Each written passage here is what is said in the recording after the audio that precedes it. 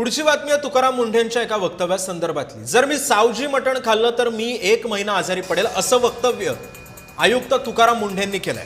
तुकाराम मुंढेंच्या या वक्तव्यानंतर आता वादाला फोडणी बसली, कारण सावजी मटण माझ्यासारख्यांच्या माणसांसाठी जर ते आम्ही खाल्लं तर किमान 1 महिना आम्ही हॉस्पिटलमध्ये जाऊ शकतो असं वक्तव्य अन्न आणि औषध प्रशासन विभागाचे आयुक्त तुकाराम मुंढे यांनी केलेलं आहे।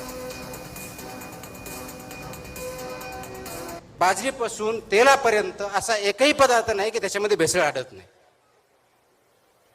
आणि आपण काय म्हणतो, हॉटेलमध्ये गेलो, अरे मला चांगलं जेवण दे, स्पायसी दे, इकडे तर्री पण काहीतरी इकडे एक मोठा प्रकार आहे ते दे। नागपूरला तर कोणतं ते चिकन काय असं सावजी, म्हणजे सावजी जर माझ्यासारख्या माणसांना खत करून 1 महिन्यात हॉस्पिटलमध्ये जाईल अशी परिस्थिती आहे, ते आपण खातो।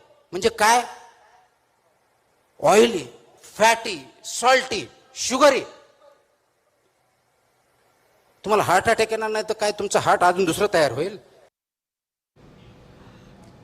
दरम्यान सावजी मटण जर माझ्यासारख्या माणसांनी जेवलं तर किमान 1 महिना हॉस्पिटलमध्ये जाईल असं वक्तव्य अन्न आणि औषध प्रशासन विभागाचे आयुक्त तुकाराम मुंढे यांनी केलं। त्यानंतर सोशल मीडियावरती मोठ्या प्रमाणात हे वक्तव्य व्हायरल झालं। तुकाराम मुंढे यांच्या वक्तव्यानंतर सोशल मीडियावरती नागपुरातून संताप व्यक्त केला जातोय। सावजी ही केवळ तिखट पाककृती नसून विदर्भाची खाद्य संस्कृती आणि परंपरा आहे असं नागरिकांनी सांगितलं। आणि सावजी हॉटेल चालकांनी तुकाराम मुंढेंच्या या विधानावरती आक्षेप नोंदवलाय। याबाबत सावजी बनवणाऱ्या कामगारांशी संवाद साधला आमचे प्रतिनिधी तेजस मोहत्रे यांनी।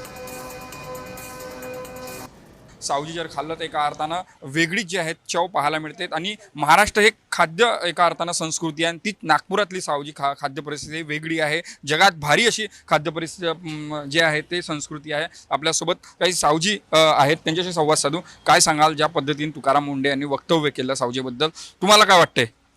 नाही, सर्वप्रथम जे वक्तव्य मी क्लिपच्या माध्यमातून ते ऐकलं तर नक्कीच एक रिस्पॉन्सिबल अधिकारी ज्याचं महाराष्ट्रात आज नाव घेतलं जात आहे, त्या अधिकाऱ्यांनी हा विषय ठेवला कसा हे मला माहिती नाही।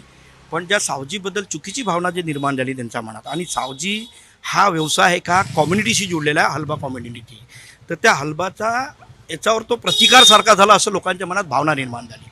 सावजी फूड काय आहे, आता तुम्ही जर बघितलं नागपूरमध्ये, या विदर्भातच, महाराष्ट्रात आपल्या सगळ्यांना माहिती असेल की आपणच तुमच्या माध्यमातून सांगितले की सावजी एक फूड असं आहे की जेवणाचा तो चवीचा आहे।